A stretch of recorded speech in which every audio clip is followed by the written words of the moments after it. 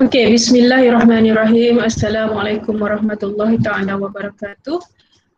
So hari ini kita akan memulakan bab 3 proses reka bentuk 3.1 project brief dengan subtopik baru iaitu 3.1.4 menyaring maklumat dalam project brief. Hari ini kita akan cover 3.1.4, 3.1.5 dan 3.1.6. Okey, di dalam subtopik ini kita akan cover beberapa perkara di dalam PBD, iaitu ada yang tahap penguasaan 2, ada yang 3 dan ada yang 4. Okey nah. Yang pertama kita tengok menyaring maklumat dalam project brief. Okey, ingat lagi tak project brief tu dia satu perbincangan awal di antara siapa dengan siapa dalam latihan pada hari Isnin yang lepas. Hari Isnin yang lepas saya ada tanya dalam soalan latihan saya ada tanya perbincangan itu dia di antara siapa dengan siapa. So ramai yang jawab betul iaitu perbincangan di antara pengurus projek dengan pereka bentuk. Okey, pereka bentuk. So setelah borang projek brief lengkap, maklumat yang diperoleh perlu disaring untuk memudahkan pengurus projek dan pereka bentuk melaksanakan tugas masing-masing. Maklumat pada borang projek brief boleh diringkaskan dalam bentuk jadual atau gambar rajah bermaklumat. Okey.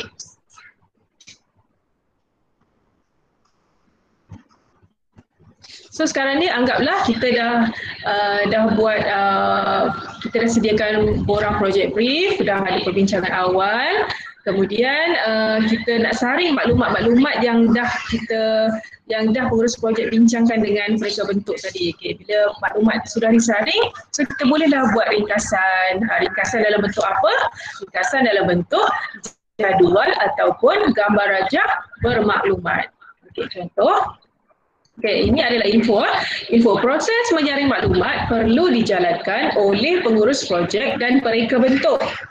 Okey, proses ini boleh dibuat dengan kaedah yang dicadangkan di bawah, iaitu ada beberapa kaedah lah yang boleh dijalankan untuk membuat saringan. Yang pertama, mengadakan sesi perbincangan lanjutan dengan pelanggan tersebut.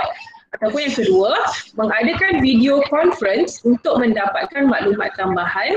Cara ini lebih baik berbanding dengan telefon kerana dapat menggambarkan sesuatu idea dengan jelas. Okey, ataupun yang ketiga, mendapatkan maklum balas bertulis daripada pelanggan. Okey, itu antara 3 kaedah yang boleh kita buat saringan lah, saringan project brief. Okey nah. Okey. Macam mana kita nak saring maklumat project brief dalam bentuk jadual? Okay, jom kita semak contoh jadual maklumat project brief. Okay, setakat ni boleh kalau tiba-tiba suara saya hilang ke, saya laju sangat ke, boleh tekan raise hand. Okay? Ataupun kalau ada soalan, raise hand juga supaya saya boleh check soalan. Okay, boleh type soalan dekat ruangan chat. Okay? Alright, ini adalah contoh jadual maklumat project brief di mana memang ada beberapa kriteria penting yang perlu diambil kira, iaitu antaranya fungsi, persembahan, keperluan pasaran, kuantiti, style atau gaya, kualiti, kos dan jangka masa. Okey, kita tengok huraian satu persatu. Katakanlah kita sekarang ni kita nak buat produk kita adalah bag jean. Ini contoh. Okay, contoh bag jean ni memang produk yang agak famous kalau dalam RBT tingkatan 3 nanti. Okay, katakanlah produk kita adalah bag jean. So pelanggan nak suruh kita buat mereka bentuk bag jean tersebut. So kita kena pasti dulu apa dia punya fungsi. Fungsi untuk membawa barang-barang serbaguna. Kemudian macam mana nak persembahkan bag jean tersebut? Okey, bag jean boleh dipersembahkan dalam pelbagai jenis warna dan mudah disimpan kerana saiz boleh dirubah sesuai. Okey, tujuan pasaran pula, dari segi tujuan pasaran kita adalah untuk suri rumah ataupun pengguna lain yang berminat. Maksudnya tak semestinya kepada kita fokuskan, sasarkan kepada suri rumah saja, tapi boleh juga kepada pengguna yang lain. Okay, kemudian daripada kriteria kuantiti pula, kuantiti kita buat anggaran awal untuk untuk design sebanyak 100 unit bagi fasa pertama dahulu. Okey, kemudian dari segi kriteria style atau gaya, kita akan menggunakan bentuk asas geometri bersaiz sederhana, ringan dan mudah dibawa ke mana-mana. Dan ia juga boleh diubah saiznya. Okey, dari segi kualiti pula, kita nak buat produk ni mestilah berkualiti tinggi dan memenuhi piawaian kualiti yang ditetapkan oleh SIRIM. Okey. Seterusnya, dari segi kos, kos pembuatan minima ialah lebih kurang RM15, kos maksima ialah RM20 dan untung RM10 seunit. Okey, maksudnya kalau katakanlah kita punya kos minimum kita RM15, kalau kita nak untung RM10, so harga jualan dia dianggarkan sebanyak 15 campur 10, RM25 lah.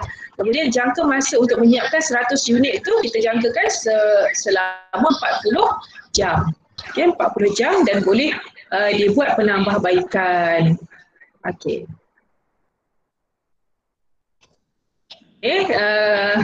Setakat ni okey tak? Kalau okey, boleh tak tekan raise hand please?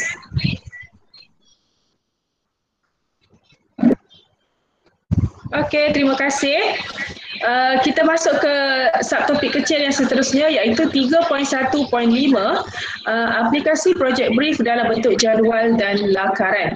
Okey, jom buat berdasarkan idea awal tajuk projek kita tadi.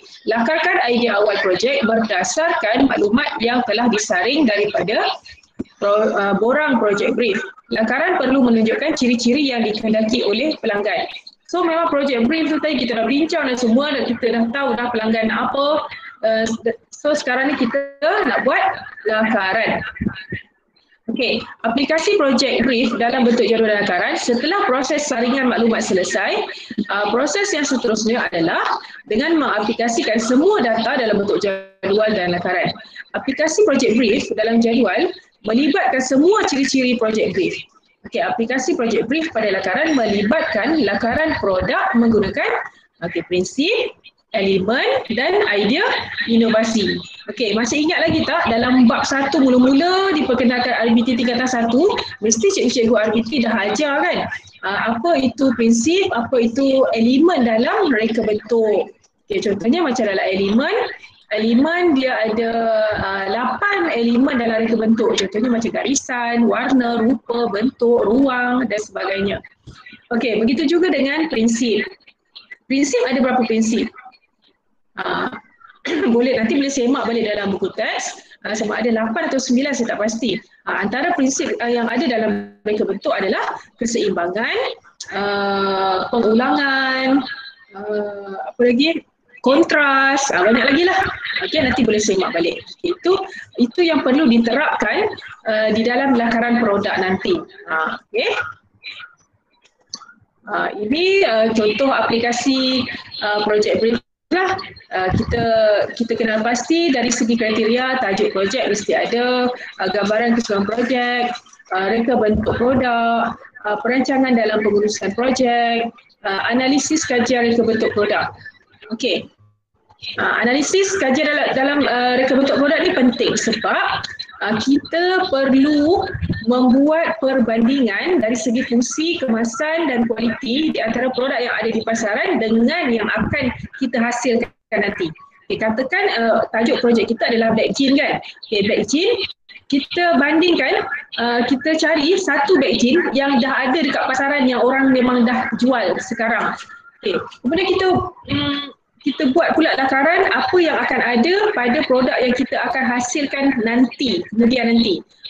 Of course lah, produk yang kita akan hasilkan nanti dia mesti ada penambahbaikan daripada produk yang ada di pasaran. Okay, boleh ha?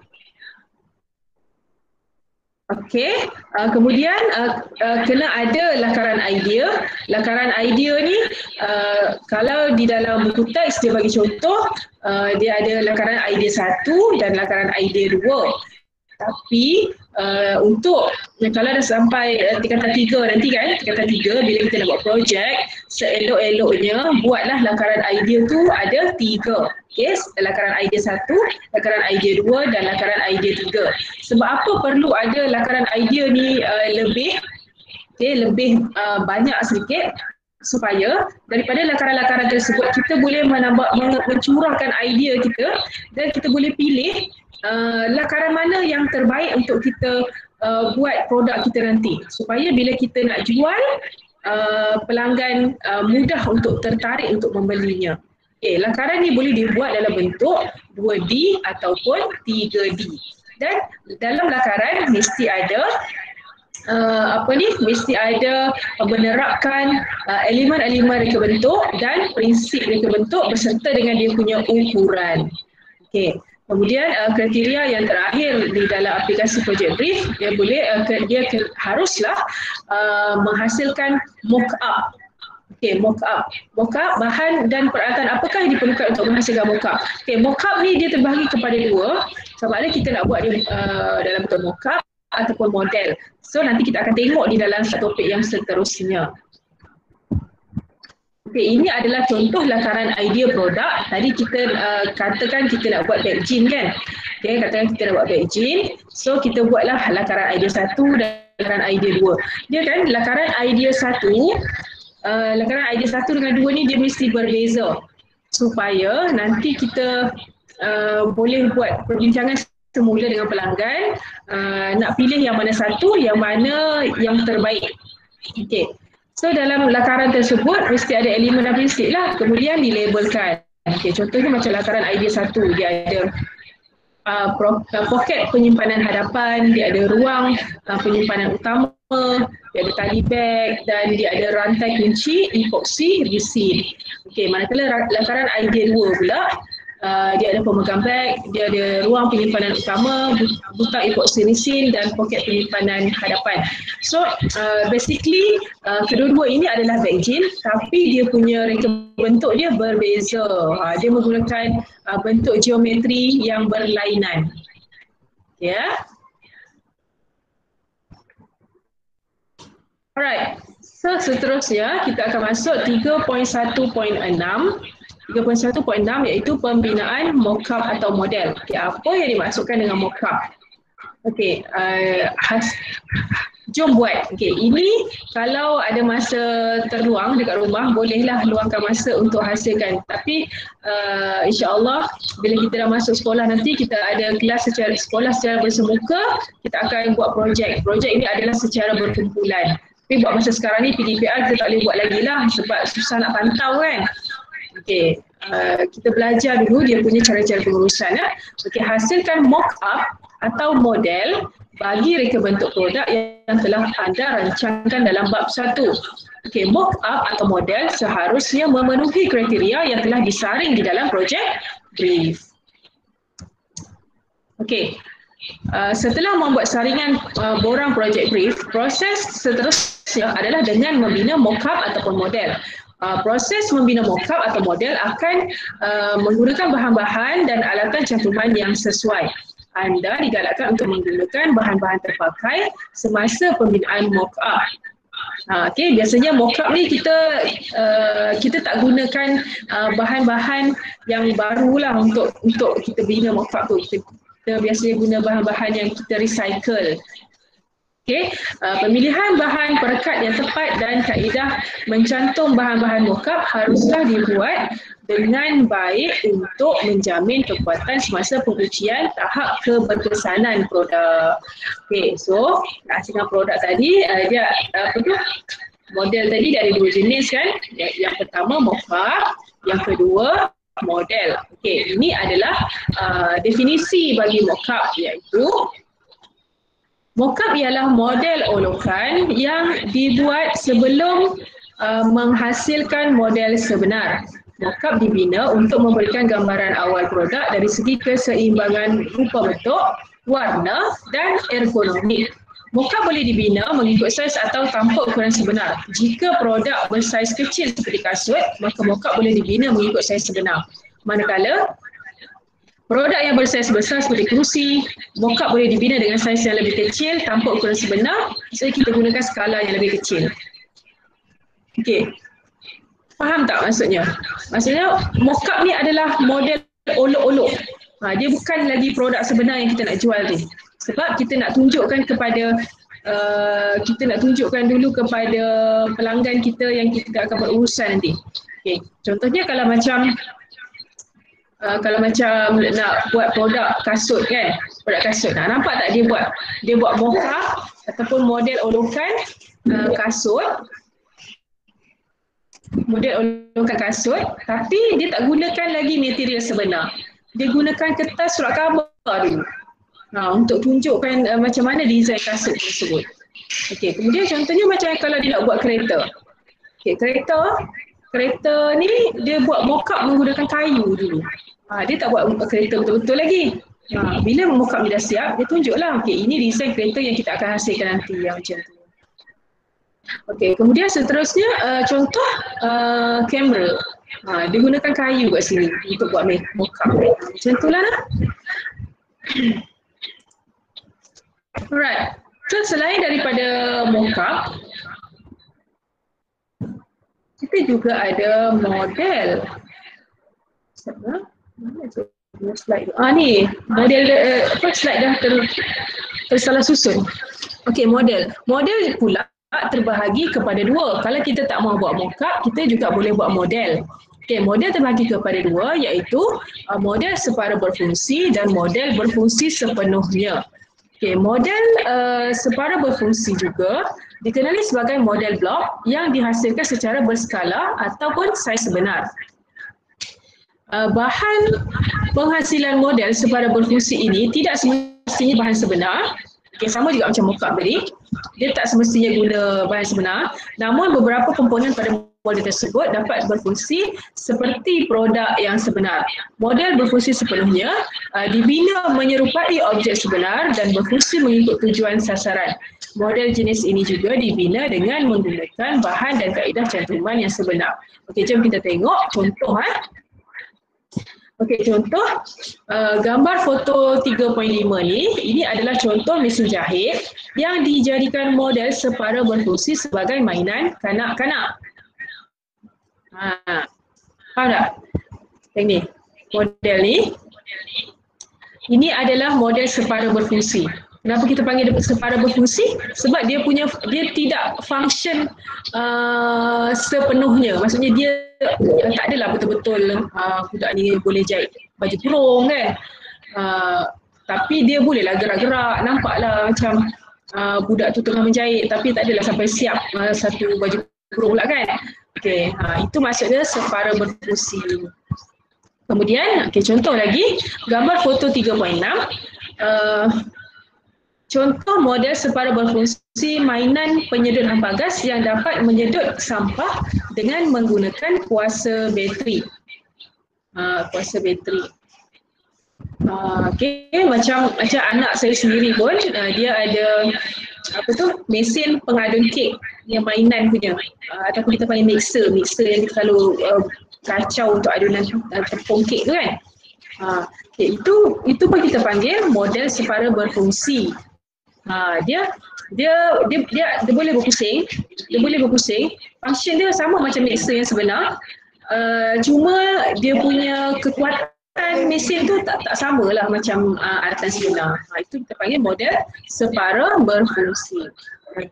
Okey, seterusnya gambar foto 3.7, contoh model kereta yang berfungsi sepenuhnya dari segi pergerakan dan kawalan arah. Okey, ini gambar foto 3.7 ini dia adalah model yang berfungsi sepenuhnya. Okey, model yang berfungsi sepenuhnya di mana memang dia boleh kalau dia nak keluar dari rumah, nak bawa kereta ni boleh. Cuma yang membezakannya dia punya kelajuan tak sama macam kereta yang mak ayah duk guna lah. Okay. Alright. Patah balik sikit.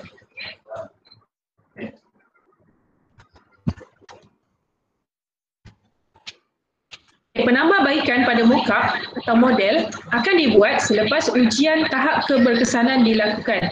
Ujian tahap keberkesanan menggunakan parameter mudah untuk menguji tujuan mockup atau model yang dibina. Melalui keputusan ujian ini, penambahbaikan dibuat sama ada melalui lakaran atau mengubah sesuatu produk. Okey, ada beberapa jenis bahan.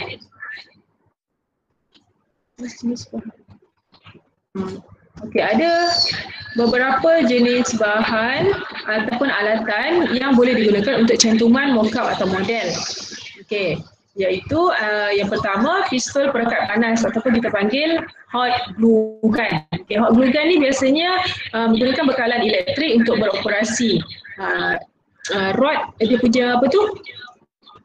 Glue, batang glue tu, glue rod tu kan, akan cair di muncung pistol apabila bekalan kuasa diberikan, dan bahan yang sesuai untuk menggunakan alat cantuman ini adalah seperti plastik, mounting board dan cardboard. Okay, seterusnya adalah perekat kayu. Okay, perekat kayu ni biasanya digunakan untuk mencantumkan dua atau lebih permukaan bahan berunsur kayu. Okay, dia fokus untuk kayu. Terdapat 4 jenis perekat kayu di pasaran, iaitu UF, MF, PF dan PRF. Dia guna dia mana bahan-bahan yang berunsur kayu memang sesuai guna perekat kayu. Okay, seterusnya super glue. Super glue merupakan perekat super glue amat popular kerana bahan ini dapat melekat dengan kuat. Dia digunakan untuk mencantumkan pembukaan pelbagai jenis bahan mockup seperti plastik, fabric, mounting board dan kayu. Sekarang ni ada jual yang 3 second glue tu kan. Itu memang kuat lah bila kita letak je. Kalau boleh jangan sampai tersentuh dengan tangan, dengan kulit tangan. Kalau tak, habislah masalah nak tanggalkan dia. Seterusnya gum pipe PVC. Gum pipe PVC atau simen pelarut berfungsi untuk menyambung mockup atau model yang menggunakan pipe PVC tidak berulir. Okay, bahan perekat ini terdapat dalam bentuk cecair dan dijual dalam tin pelbagai saiz. Okay, seterusnya adalah benang dan jarum. Okay, benang dan jarum ni kalau yang melibatkan fabrik lah. Okay, digunakan jika mockup yang akan dihasilkan menggunakan bahan fabrik. Benang digunakan untuk mencantum serta menghasilkan corak yang menarik. Terdapat pelbagai jenis saiz dan warna benang yang dijual di pasaran. Saya rasa semua orang pernah gunakan jarum dan benang. Ini biasa. Okey. Alright, setakat ni ada apa-apa soalan tak? Kalau tak ada soalan, saya nak cerita pasal tugasan hari ni. Okey, ini adalah tugasan untuk hari ini. Sekejap lagi saya akan hantar gambar ni ke dalam grup WhatsApp. Okey, latihan project brief, pembinaan dan penilaian mockup. Okey, so ingat lagi tak apa tadi mockup tadi? Mockup, okey, mockup ataupun model. Mockup ada satu, mockup adalah model olokan dan model pula dia terbagi kepada dua, iaitu separa berfungsi dengan berfungsi sepenuhnya. Okey,